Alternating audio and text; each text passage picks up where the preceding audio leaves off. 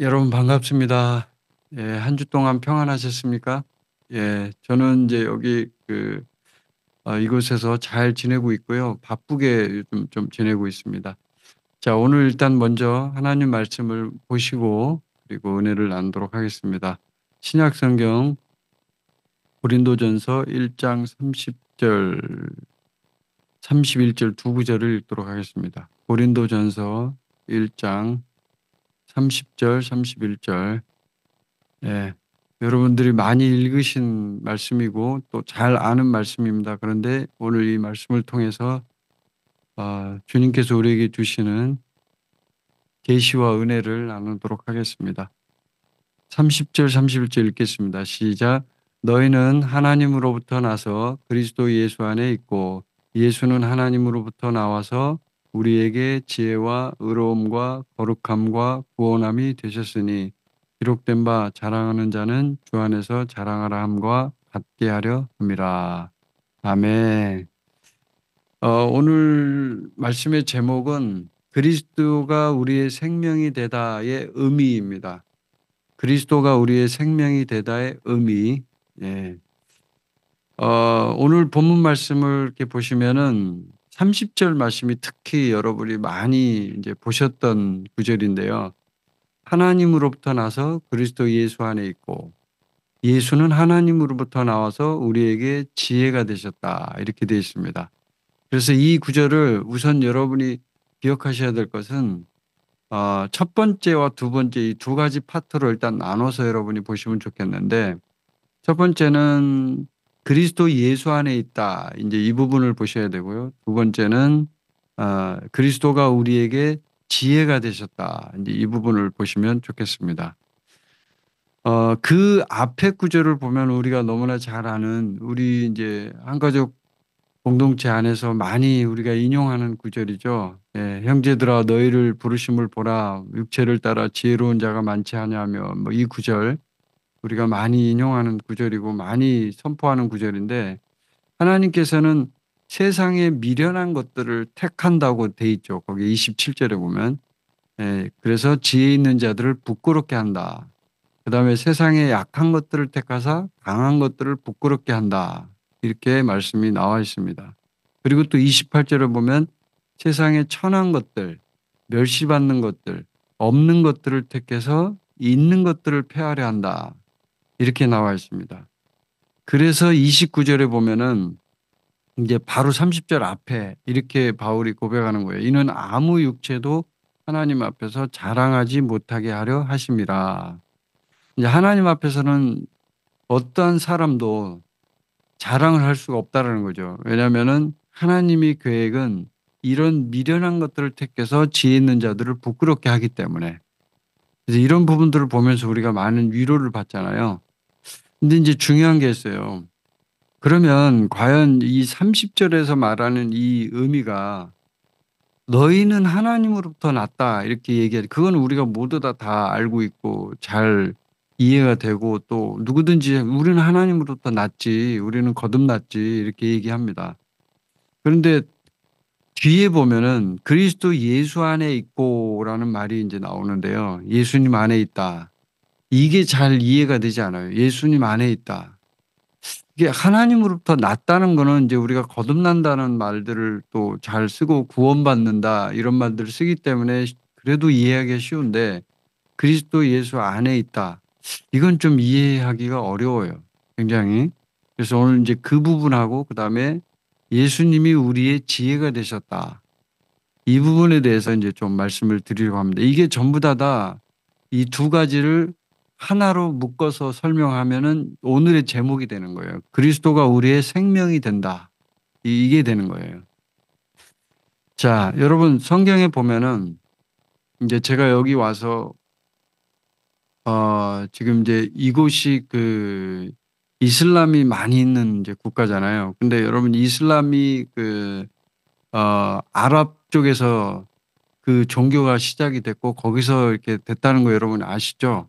그러면 그 아랍에 있는 민족이 결국은 어디로 위로 거슬러 올라가면 어떤 민족하고 연결이 될까요?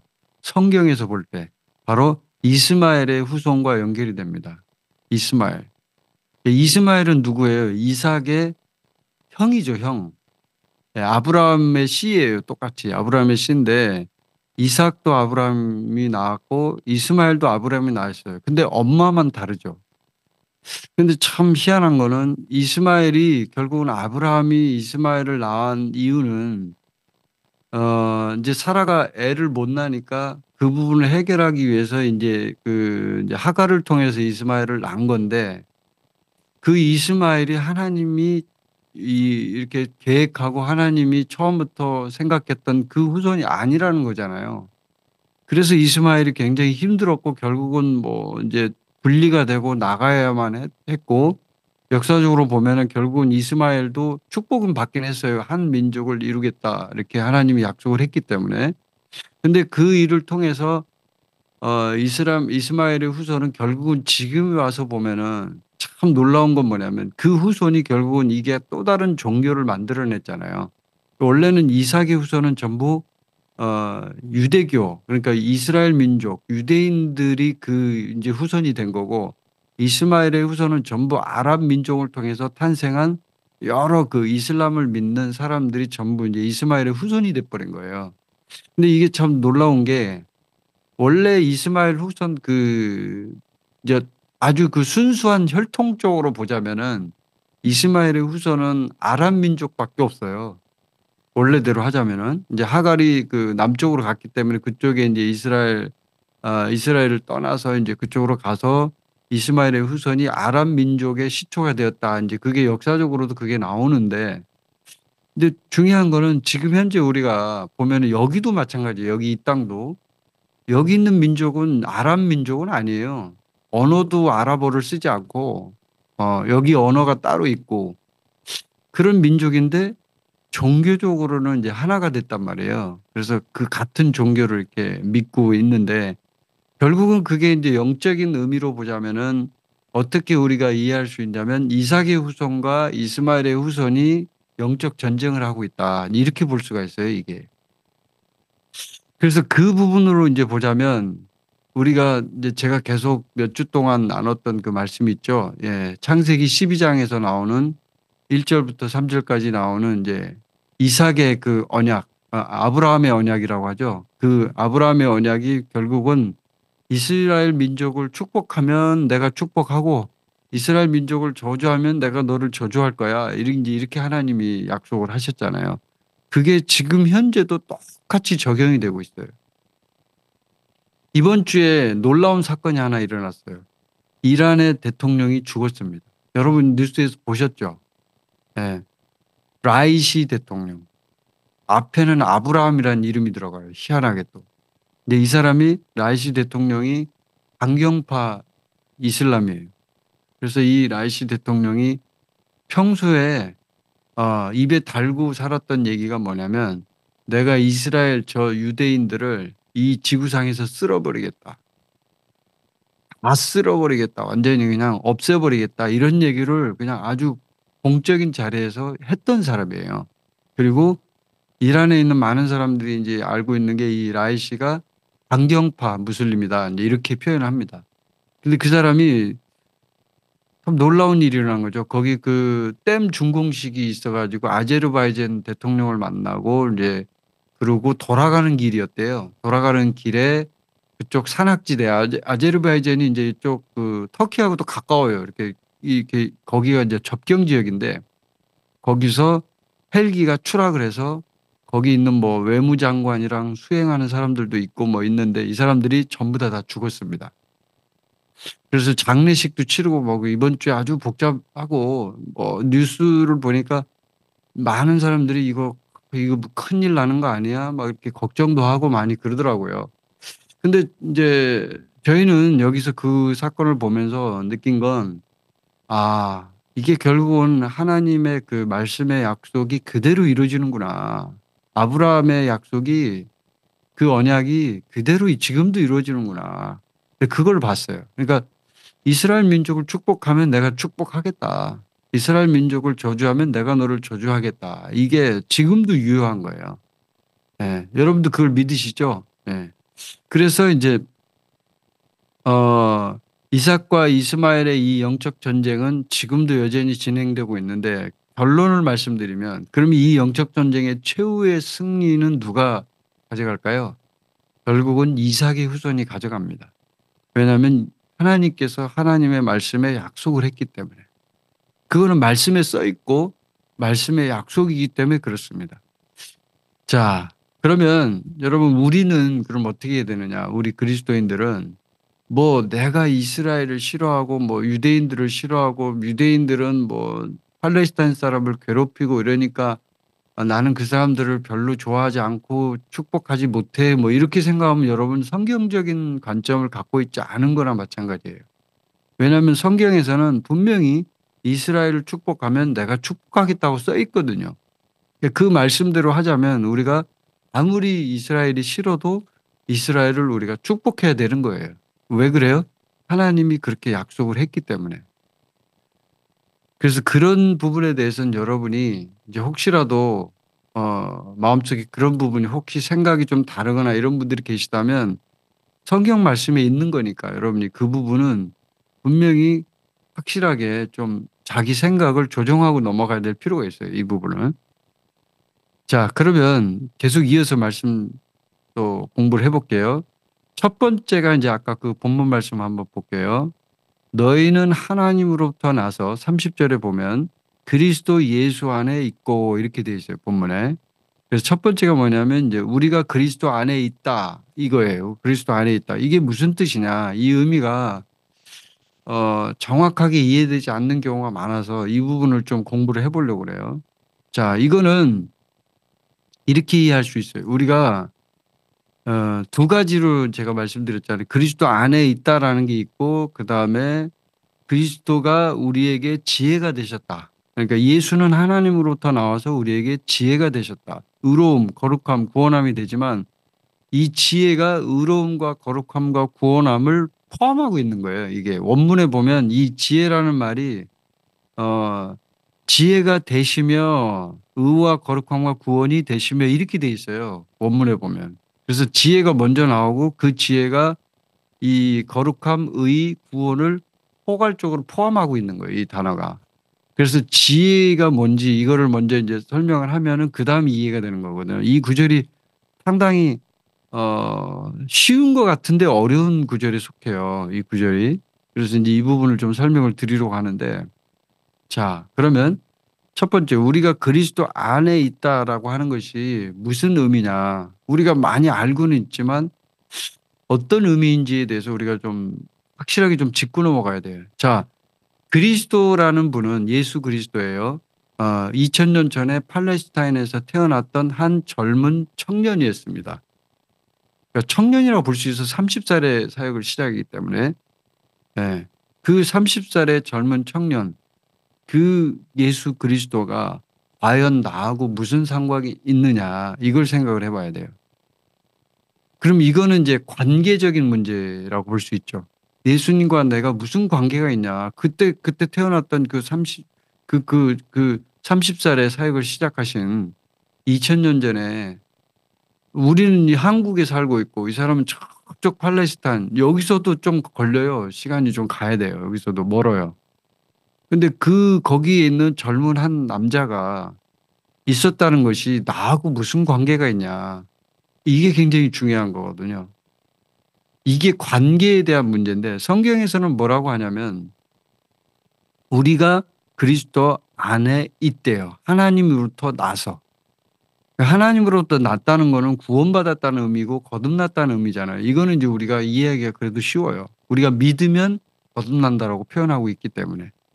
근데 그리스도 예수 안에 있다. 우리가 어떻게 예수 안에 있어요? 예수 안에 있을 수가 있냐 이 말이죠. 이 굉장히 이해하기 어려운 표현이에요. 사실은 엄밀히 말하면. 근데 이걸 이렇게 보셔야 돼요. 하나님 우리에게 예수 그리스도를 보내주신 거잖아요. 근데 성경에 보면 어떻게 표현하고 있냐면 이걸 좀 쉽게 설명을 할게요. 예수 그리스도가 십자가에서 못 박히고 그다음에 거기서 죽었어요. 그렇죠. 그런 다음에 예수님이 죽어서 그냥 무덤에 묻혀가지고 거기서 끝났습니까?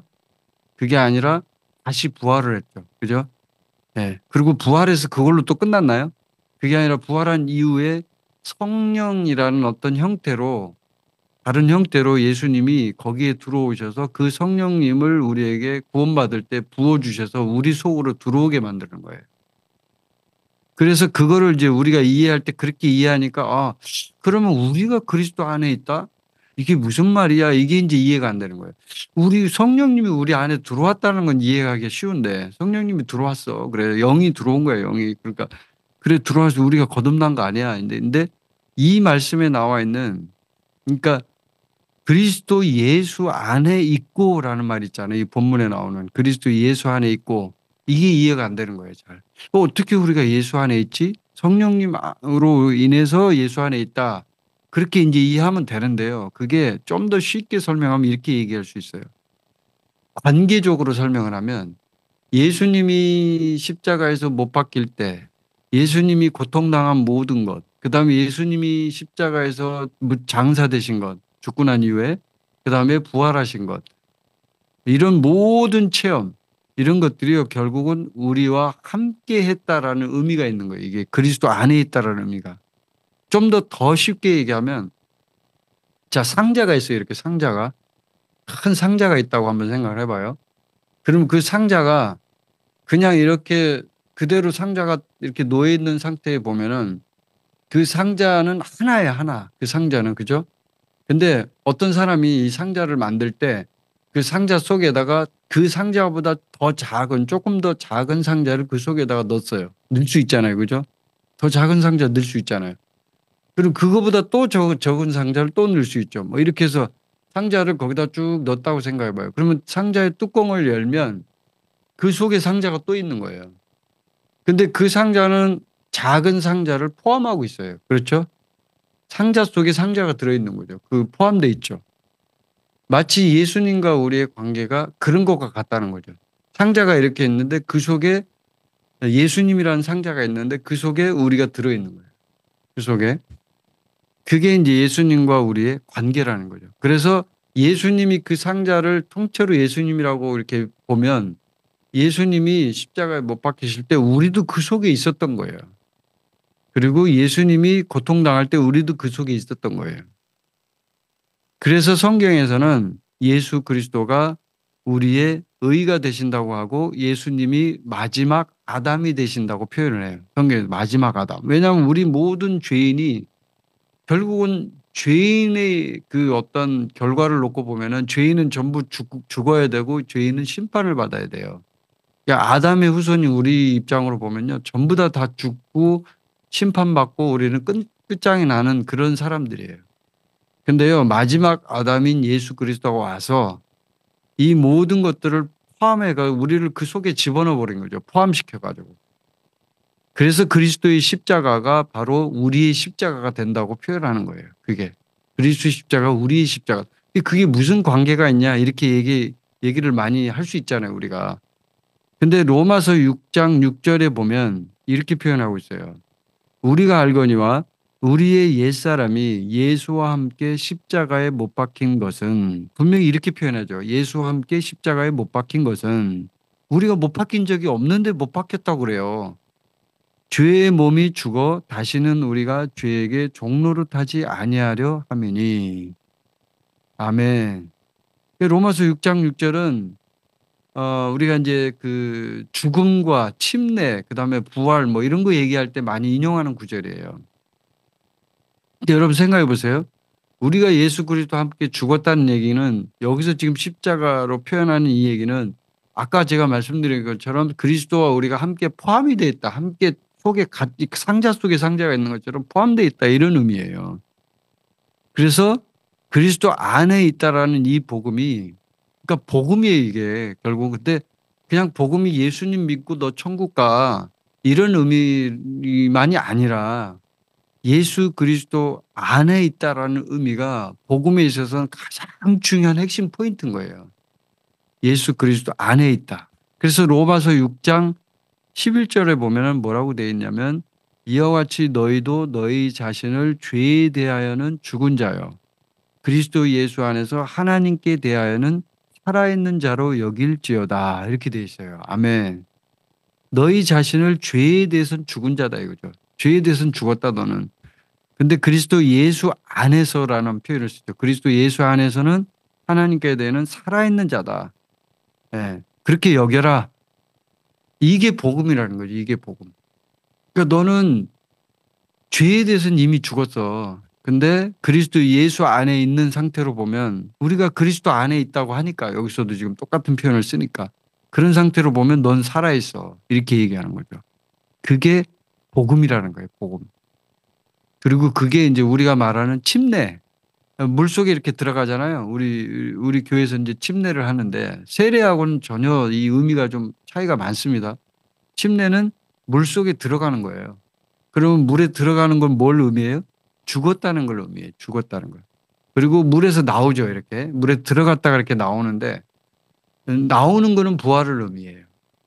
그래서 이 지금 로마서 6장 11절에서 읽은 내용처럼 똑같이 그리스도 예수 안에서 우리는 살아있는 자다 하는 게 뭐냐면 부활했다는 거죠. 부활. 그걸 표시하는 거예요. 그게 침례예요.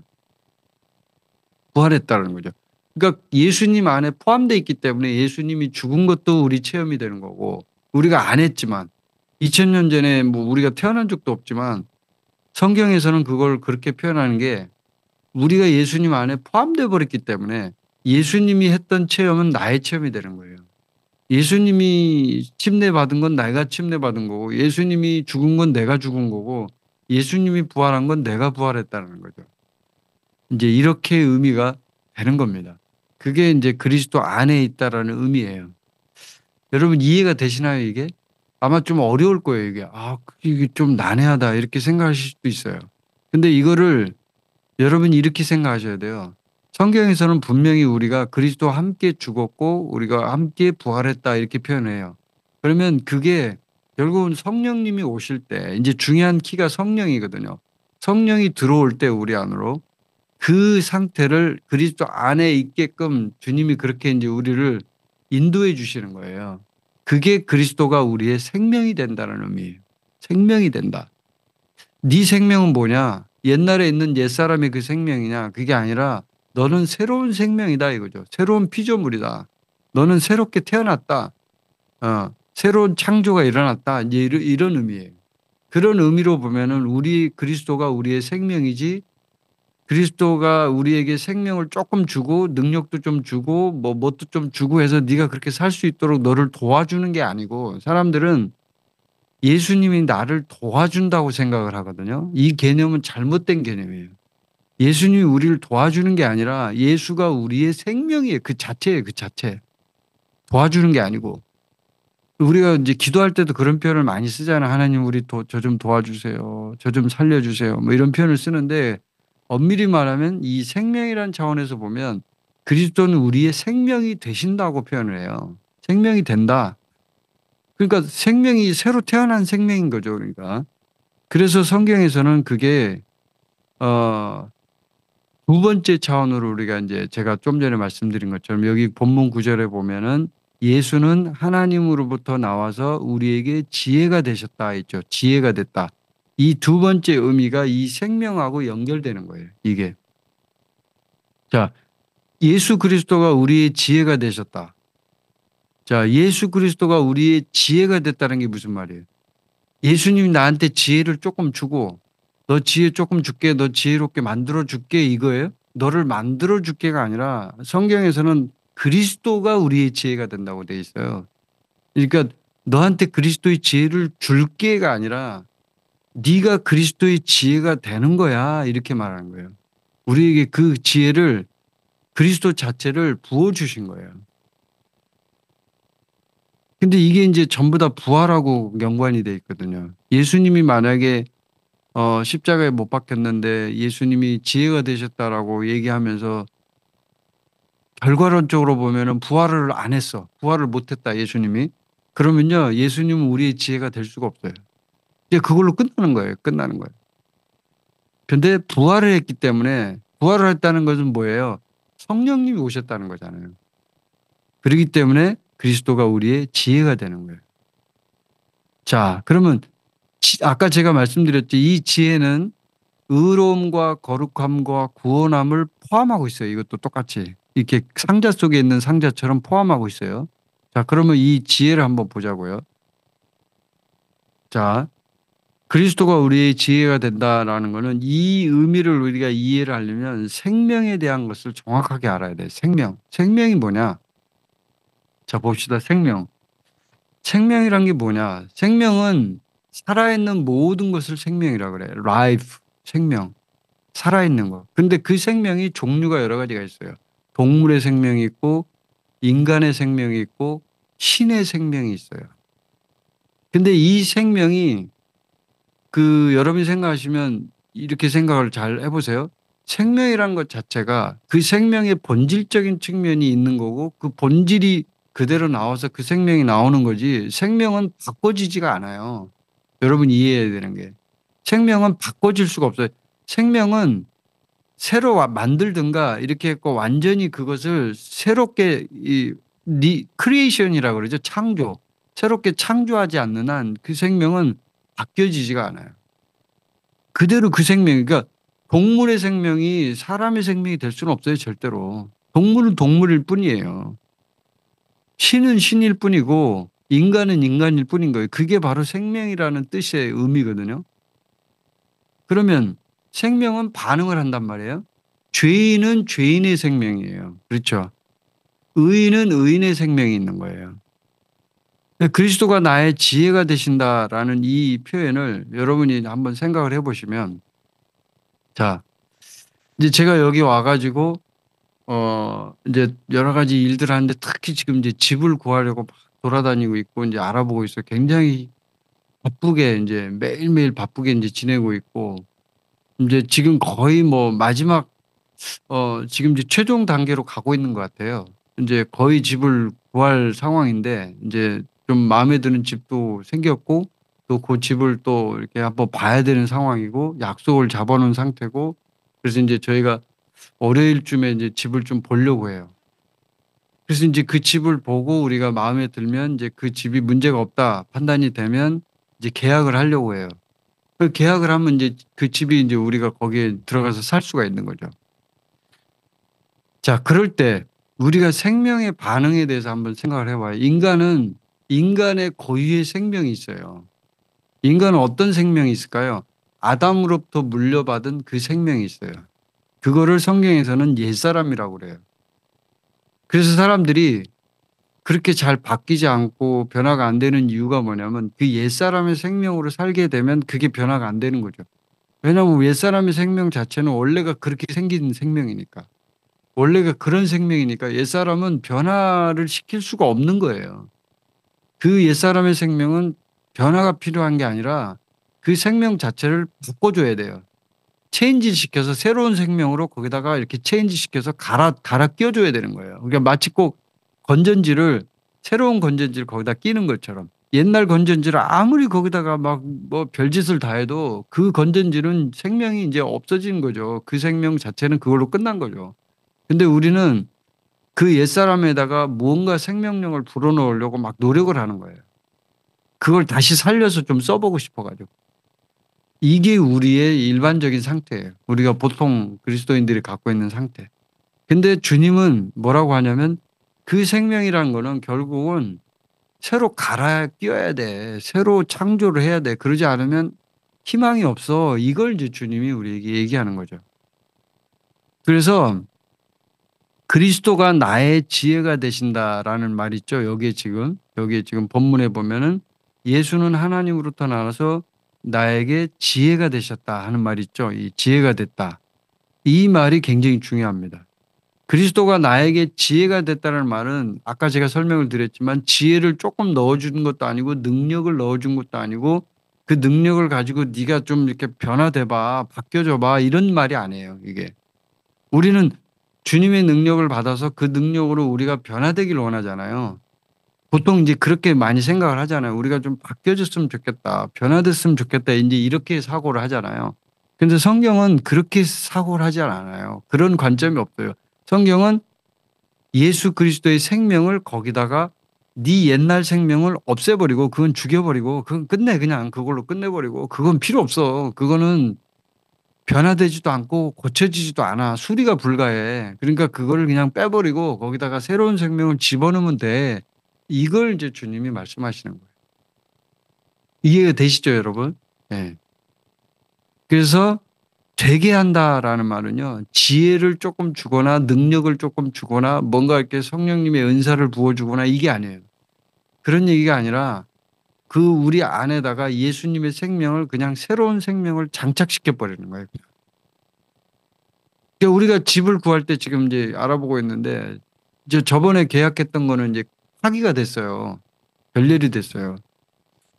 근데 그거를 제 마음속에 미련이 있는 거예요. 제가. 그래가지고 그 집 좋은데 그 집 들어가고 싶은데 막 이런 생각이 이제 있는 거죠. 그럼 마치 꼭 옛사람이 이런 생각하는 것과 같아요. 그거는 옛사람이고 옛날에 있던 그거니까 그거를 좀 이렇게 좀 다시 좀 불러와가지고 그걸 좀 이렇게 고쳐가지고 좀 다시 해보면 안 될까? 다시 좀 새롭게 해보면 안 될까? 뭐 이런 생각을 하거든요. 제가 그런 생각을 실제로 했어요. 아무리 집을 봐도 그만한 집이 없는 거예요. 제가 볼 때는. 그래서 그 집이 괜찮을 것 같다 이런 얘기를 했는데 결국 이제 제가 이 말씀을 준비하면서 제가 이제 느낀 건 뭐냐면 그게 결국은 옛사람을 불러올려야 하는 우리의 어떤 그런 본질적인 그런 모습이 아닌가 이런 생각이 드는 거예요. 결국은 우리가 새로운 것을 하나님이 주신다는 거는 의미가 그 새로운 걸 거기다가 새 창조를 일으켜서 거기다가 넣어준다는 얘기잖아요. 근데 우리는 그거를 자꾸 바꿔서 옛사람을 불러와서 이거를 수리해 갖고 쓰려고 하는 그런 성향이 있다는 거죠, 우리가.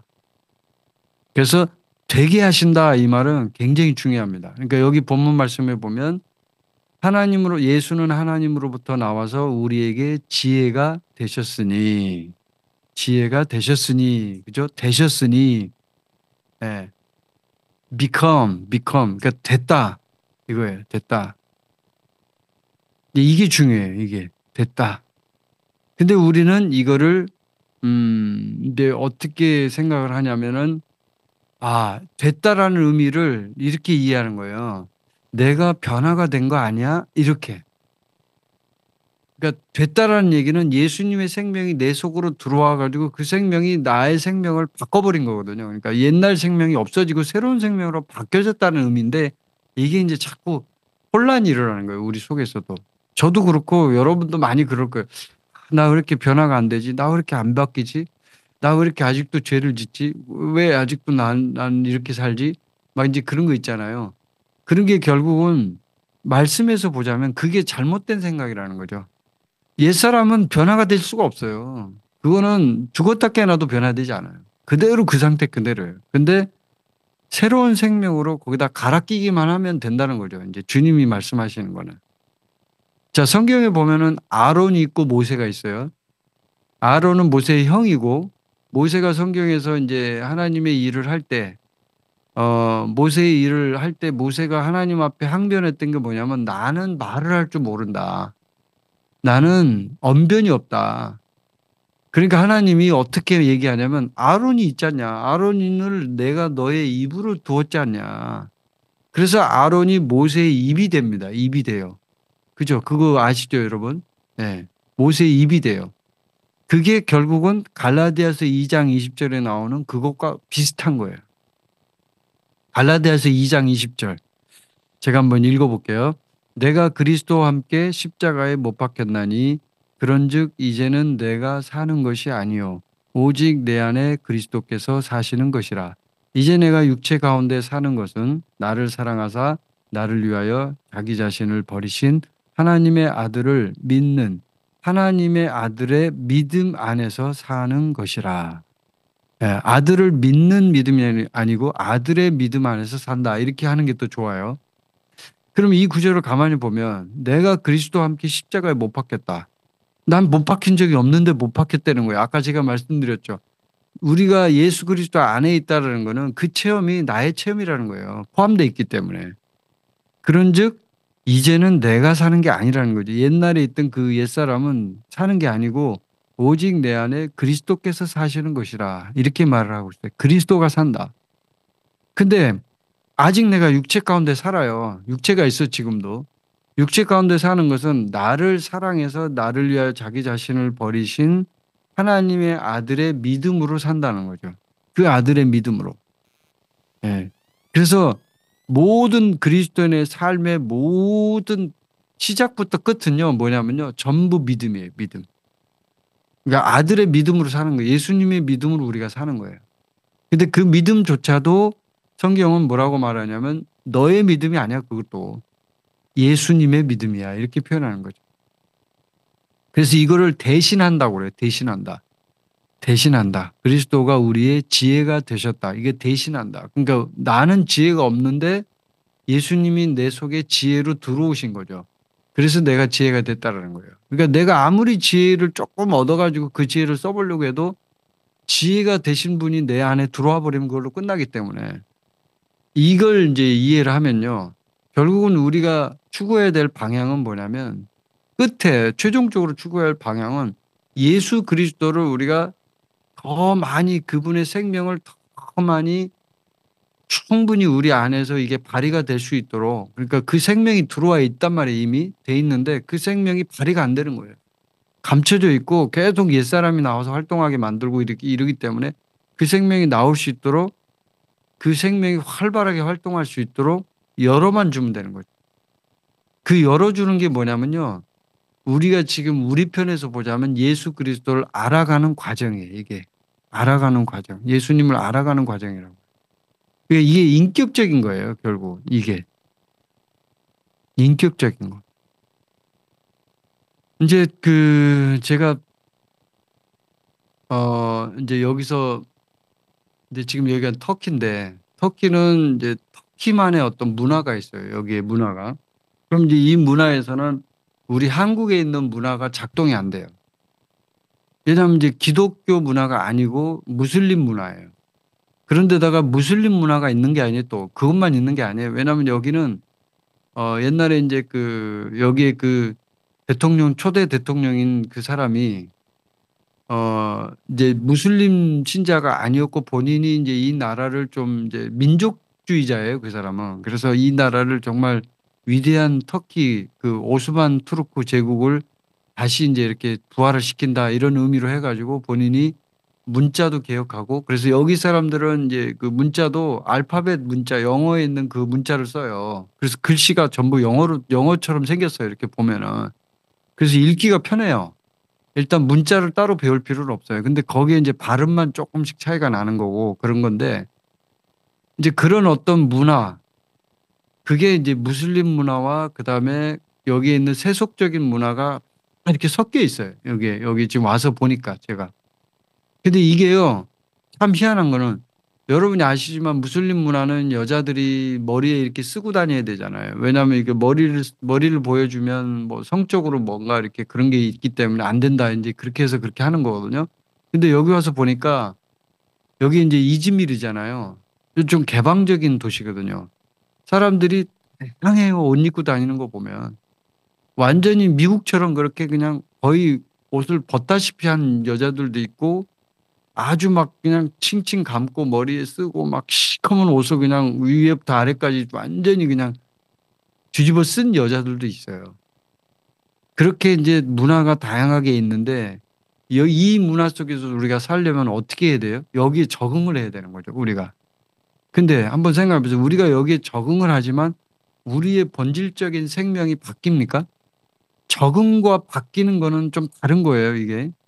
근데 적응하는 거는 결국은 우리가 여기에서 어떤 우리 삶에 있어서 어떤 작은 부분들에서 좀 불편한 부분들을 조금씩 그냥 이렇게 변화시켜 나가는 것 뿐이에요. 우리의 본질적인 생명은 바뀌지 않아요. 우리의 본질적인 생명은 우리가 그리스도인이라는 거죠. 그리스도인. 나는 예수님의 사람이고 하나님으로부터 태어났고 거듭났다. 이거는 바뀌지 않는다는 거죠. 그래서 여러분이 이제 이런 의미들을 생각해 보시면 아, 그렇구나. 그런 의미에서 보면은 예수 그리스도가 나의 지혜가 되신다는 거는 결국은 완전히 이게 새로운 어떤 변화가 일어난 거구나. 이 부분을 여러분이 정확하게 이해하셔야 된다는 거죠. 자, 그다음에 이제 이어서 본문에 뒤에 보면은 의로움이 나오고 거룩함이 나오고 구원함이 나와요. 이제 요거를 설명을 드릴게요. 간단하게 설명드릴게요. 그리스도가 우리의 의가 되신다는 거잖아요. 의가 되신다. 이것도 된다라는 의미예요. 된다. 똑같이 된다는 의미예요. 자, 우리가 하나님을 만나려면 어떤 상태가 돼야 하나님 만날 수 있죠? 우리가 의인이 돼야 하나님을 만날 수 있어요. 하나님의 면전에서는 하나님을 만나기 위해서는 우리가 의인이 돼야 돼요. 죄인인 상태로는 하나님을 만날 수가 없어요. 하나님은 죄인을 상대하지 않아요. 이게 성경적인 원칙이에요, 원칙. 자, 그러면 그리스도가 우리의 의가 되셨다라는 말이 뭐예요? 그럼 그리스도가 우리 안에 들어오면 그 그리스도의 의가 우리 안에 들어옴으로 해서 우리는 죄인에서 의인으로 바뀐다는 걸 의미해요. 이건 기초적인 문제예요. 이게 무슨 뭐 복잡하고 그런 문제가 아니고 아주 기초적인 문제예요. 근데 사람들이 이 문제를 어떻게 생각하냐면 특히나 이제 회개를 강조하시는 분들 중에 이제 그런 교회들이 좀 한국에 많이 지금 있잖아요. 회개 좋아요, 회개 좋아. 근데 회개는 내가 어떤 상태를 지금 현재 상태에서 지금 마치 꼭 내가 여기 와서 터키 문화를 적응하면서 조금 내가 체인지 해야 될 부분이 있어요. 살짝 변화시켜 줄 부분. 그런 것들을 바꿔주는 것과 똑같아요. 그렇게 그냥 살짝 바꿔주는 건데 그런 부분들이 예수 그리스도가 우리의 의가 되신다라고 하는 부분으로 보면은 회개보다 훨씬 더 중요한 게 뭐냐면 회개는 자백이라고도 표현할 수 있거든요. 더 정확하게 표현하면 더 중요한 게 뭐냐면 예수님이 나의 의가 되셨다라는 거예요. 그러니까 예수님이 나한테 의를 조금 줘서 너 조금 의 가져. 그래서 또 의인이 될 수 있어. 이게 아니라 통째로 예수님이 나의 의가 되셨다는 거죠. 근데 이거를 사람들이 잘못 이해해서 내 행동이 좋고 내 행동이 바르게 되고 내가 회개를 많이 하고 내가 기도를 많이 하면 내 행동이 그렇기 때문에 내 행동을 비춰볼 때 나는 의인이야. 근데 행동이 나쁘면 나는 의인이 아니야. 이렇게 이해한단 말이에요. 성경은 그렇게 얘기하고 있지 않다는 거죠. 행동이 어쨌든 간에 너는 의인이라는 거예요. 그래서 의인이라는 건 뭐냐면 신분적인 측면이 강해요. 더 정확히 얘기하면. 우리가 의인이 됐다라고 표현하니까. 신분이에요, 신분. 자, 이건 좀 이해가 되셨죠? 이건 많이 얘기를 이제 교회에서 또 많이 얘기하고 또 공부도 하신 거니까. 그 다음에 거룩함을 한번 보자고요. 거룩함. 그리스도가 우리의 거룩함이 되셨다. 자, 거룩하게 된다라는 건 우리가 이제 의인이 된다라는 거하고 비슷한데요. 거룩함은 상태적인 측면이 강해요. 신분적인 측면이 아니에요, 거룩함은. 의인은 신분적인 측면이 강해요. 그러니까 내가 어떤 신분이 됐다, 어떤 사람이 됐다 이런 의미가 강한데 거룩함이라는 건 상태예요, 상태. 예, 어떤 상태. 근데 자, 우리가 이 거룩함에 대해서 많이 오해하는 게 이제 여기서 최고 많이 오해해요. 그리스도인들이. 그분이 나를 도와서 우리가 거룩하게 된다고 이렇게 생각을 해요. 아, 예수님이 나를 도와주니까 내가 거룩하게 되지. 그래. 내가 거룩하게 되는 거 아니야? 근데 성경은 어떻게 표현하냐면 이 본문에서 그리스도가 우리의 거룩함이 됐다라고 표현해요.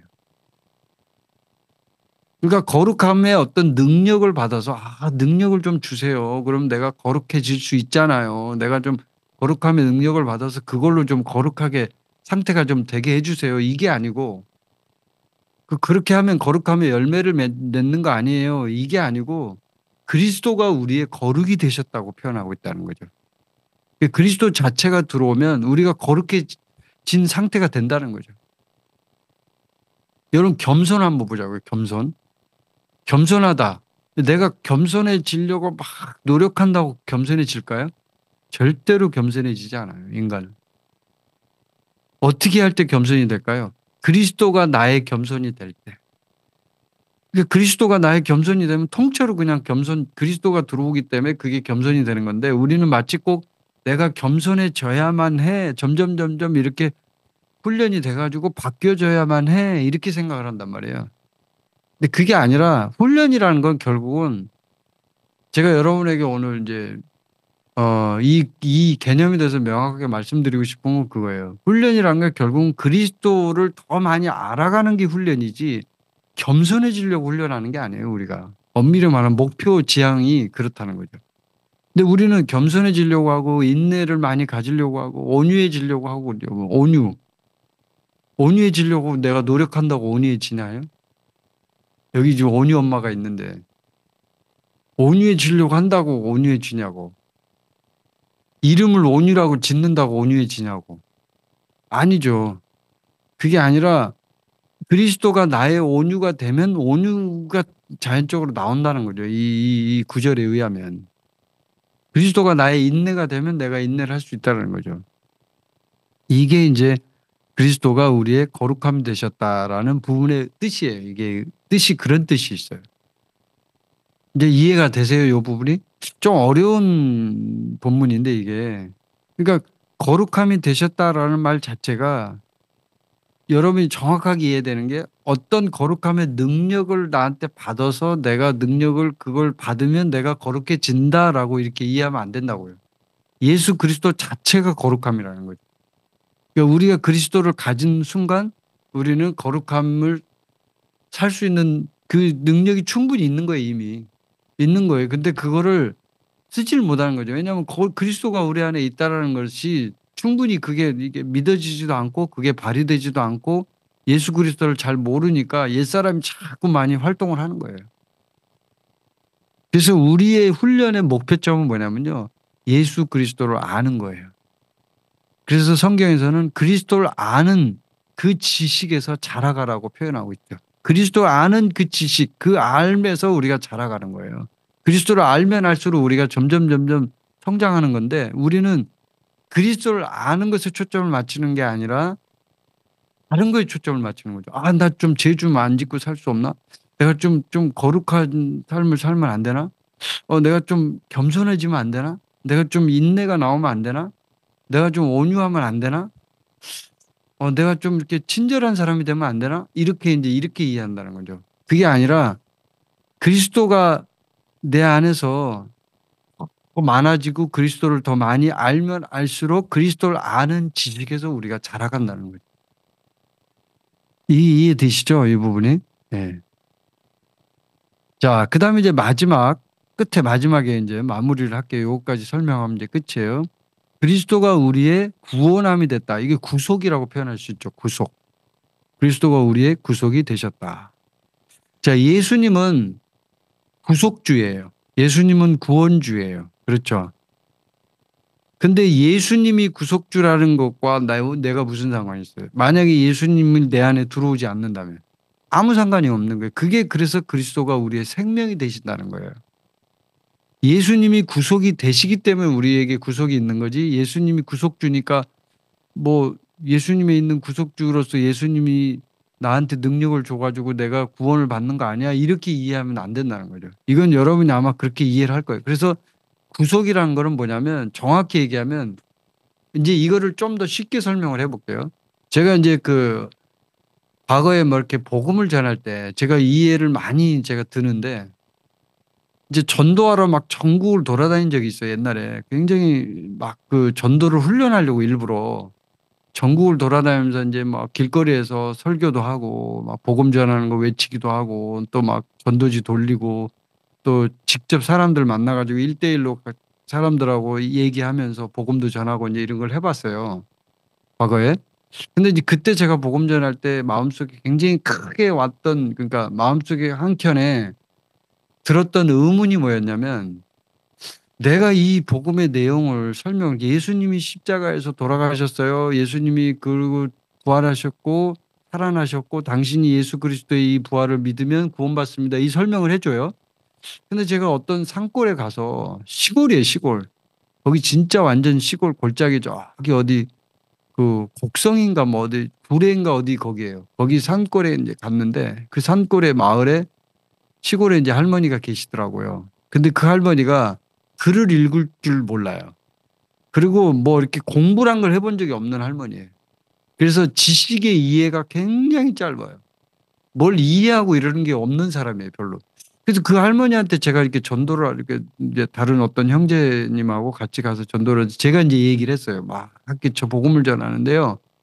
그 할머니가 말귀를 못 알아들어요.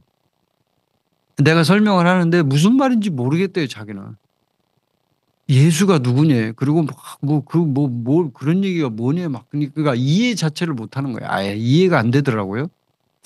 근데 그때 제가 이제 마음속에 들어오는 생각이 뭐냐면 예수 그리스도를 전하는 거지. 네가 이런 사실들이나 내용이나 어떤 이데올로기, 어떤 사상 이걸 그 사람한테 꾸겨 넣으려고 네가 이거 지금 저 복음 전하는 거니? 이런 생각이 딱 들더라고요, 내 속에. 너 그런 사상이나 복음을 이 내용을 막 이데올로기를 어떤 이런 거를 사람한테 다른 사람한테 주입시키려고 너 지금 복음 전하는 거니? 이런 생각이 딱 들어오는 거예요, 제가 그때. 그러면서 제가 그때 순간 저한테 계시가 온 거예요. 복음은 생명이구나. 예수 그리스도라는 한 인격체를 내가 이분한테 소개해 주면 되는 거구나. 이게 딱 깨달아지더라고요. 제가 그때 순간에. 그때 그 산골 마을에서 복음 전할 때 옛날 얘기인데요. 아주 오래전 얘기인데 지금도 제가 생생하게 기억이 나요. 그게. 근데 주님이 그걸 딱 마음속에 주시는 거예요. 그러면서 결국은 이 구원이라는 것 있죠. 여기 지금 예수 그리스도가 우리에게 구원함이 되셨다라고 하는 표현이 구원은 뭐냐면 인격적인 거예요. 이 구속은 인격적인 거예요. 이게 예수님을 전할 때 우리가 포인트가 뭐냐면 어떤 복음의 내용들, 사실들을 설명하는 건 좋아요. 좋은데 가장 중요한 핵심 포인트는 뭐냐면 예수님이란 분을 인격적인 예수 그리스도를 이 사람에게 주어서 이 사람에게 예수님의 생명이 들어가게 만들어줘야 된다는 거예요. 이게 안 되면요. 복음 전해도 소용없어요. 제가 여기서 무슬림 나라에 와서 지금 이제 있잖아요. 제 개인적으로 느끼는 건 어떤 걸 느끼냐면 이 무슬림들은요. 완전히 인간이 개조된 사람들이에요. 그러니까 어떤 말을 해도 이 사람들에게는 안 들어가요. 이게 설명이 필요가 없어요. 설명을 한다고 이 사람들이 개조되지 않아요. 그럼 뭘로 이 사람들이 바뀔까요? 이 사람들에게 예수 그리스도의 생명이 들어가면 바뀌는 거예요. 그 생명이 뭐냐면 성령님의 생명이죠. 결국은 그 성령님이 역사하실 때 이 사람이 바뀌더라는 거죠. 아무리 좋은 말로 설명하고 아무리 화려한 언변으로 설명하고 수많은 예화를 들고 뭐 별의별 뭐 그런 어떤 시스템을 가지고 사람들에게 설명을 해도요. 이 무슬림들은 안 바뀌어요. 절대로 안 바뀌어요. 근데 뭐가 유일하게 바뀔 수 있냐? 예수 그리스도의 생명, 성령의 생명이 들어가면요. 부활하신 그 생명이 들어가면요. 이 사람이 바뀌더라는 거죠.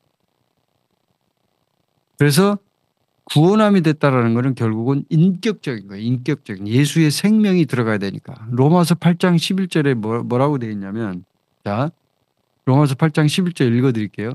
예수를 죽은 자 가운데서 살리신 이의 영이 성령이죠. 너희 안에 거하시면 그 성령이 우리 안에 거하신단 말이에요. 그리스도 예수를 죽은 자 가운데서 살리신 이가 너희 안에 거하시는 그의 영으로 말미암아 너희의 죽을 몸도 살리시리라. 아멘. 제가 그 몸이 아플 때 한 3년 전에 몸이 많이 아팠잖아요, 제가. 그때 이 구절을 많이 선포했어요, 제가. 근데 이 구절을 선포할 때 그렇게 힘이 나더라고요. 이 구절은 굉장히 저한테는 의미가 있는 구절이에요.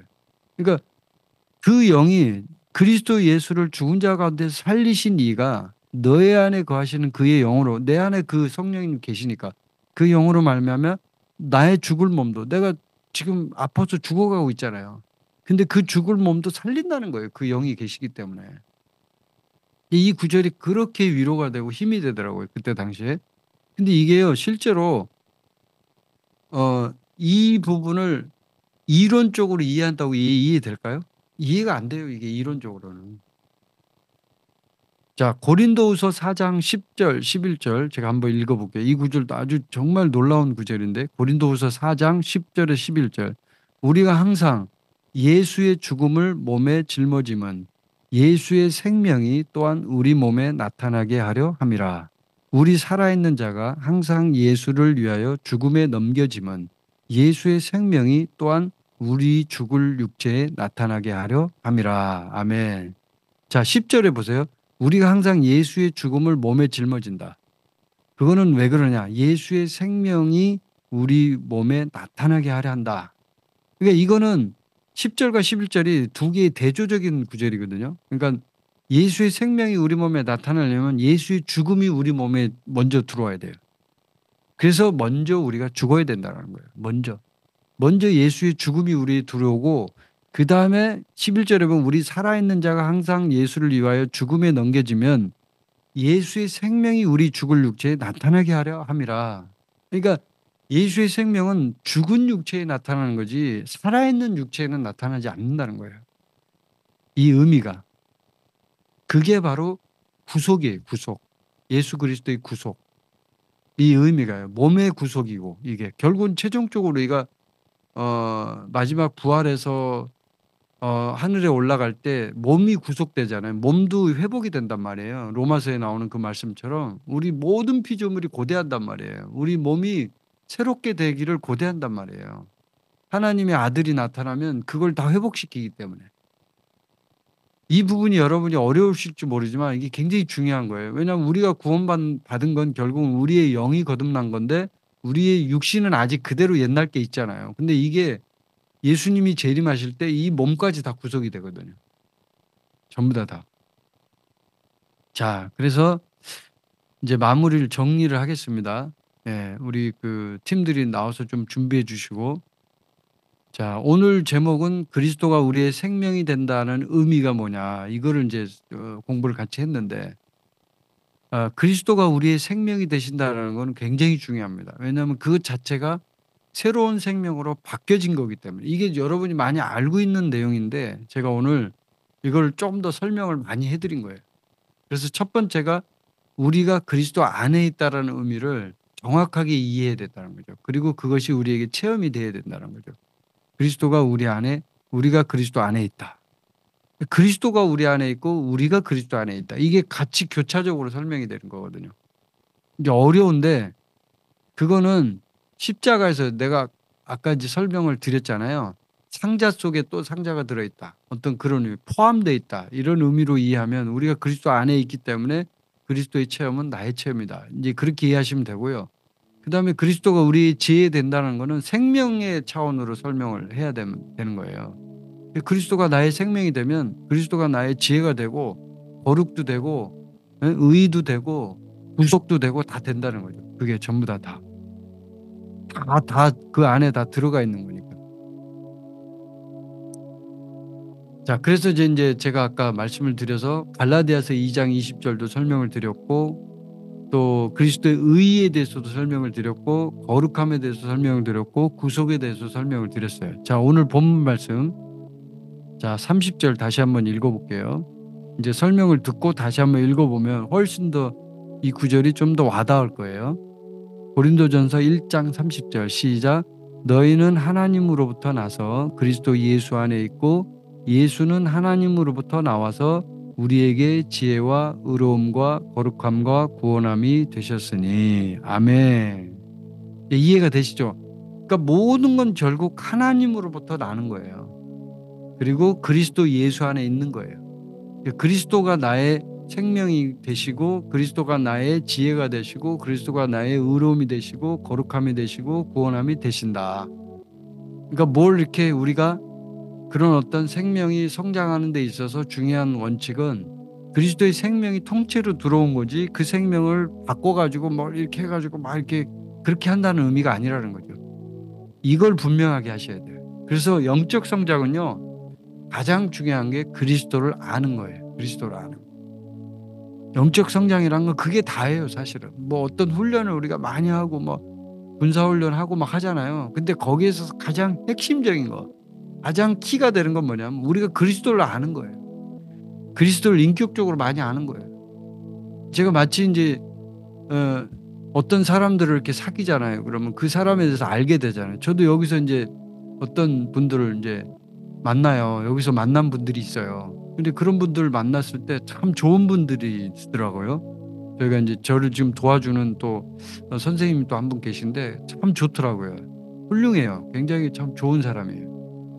근데 그런 분들을 이렇게 만날 때 우리가 느끼는 건 뭐냐면 만남을 통해서 우리는 그 사람을 알아가잖아요. 그죠? 알아가.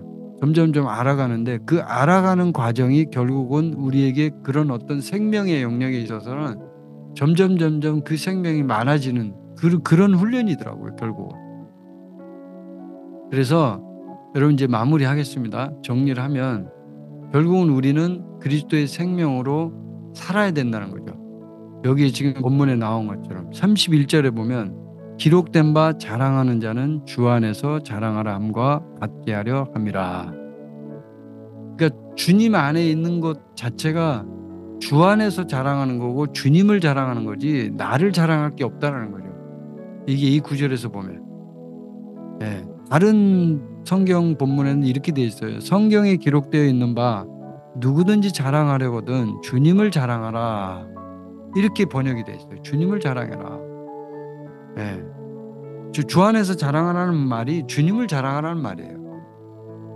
그래서 이제 저하고 제 아내는 이제 그런 생각을 많이 해요. 아, 우리 자신을 높이고 인간을 높이고 어떤 사람을 높이는 이런 모든 것들은 결국은 주님을 자랑하는 이 말씀에 있어서 굉장히 치명적인 문제를 일으키는 거예요. 그래서 우리가 그리스도가 우리의 생명이 된다는 의미는 결국은 엄청난 의미를 담고 있는 거예요. 그리스도가 우리의 생명이 된다는 게. 여러분 이해가 되시죠? 이 부분이? 예. 자, 그러면 여러분 모두가 저와 여러분이 그리스도의 생명으로 사는 그런 삶이 되기를 바라고요. 그건 결국은 우리가 그리스도를 아는 데 키가 있는 거죠. 제가 말씀드린 것처럼 그리스도를 점점 더 많이 알아감으로 인해서 우리가 그리스도의 생명이 더 많이 나왔으면 좋겠습니다. 여러분 모두를 사랑하고 축복합니다. 자, 잠깐 제가 기도하겠습니다. 기도하고 난 다음에 그쪽에서 진행해 주시면 좋겠습니다.